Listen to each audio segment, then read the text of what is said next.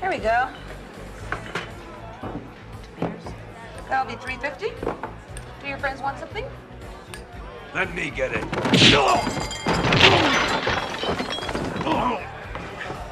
He's had enough. Run a tab. Okay. How did you get here? By boat. Where is it? Right behind this wall.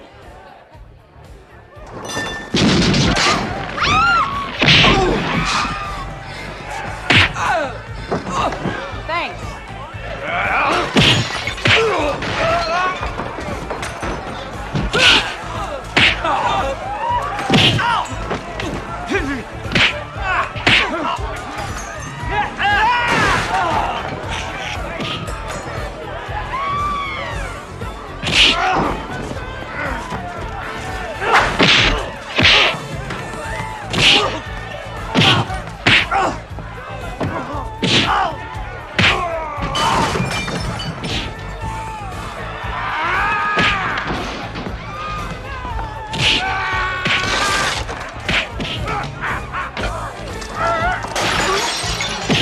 Touche.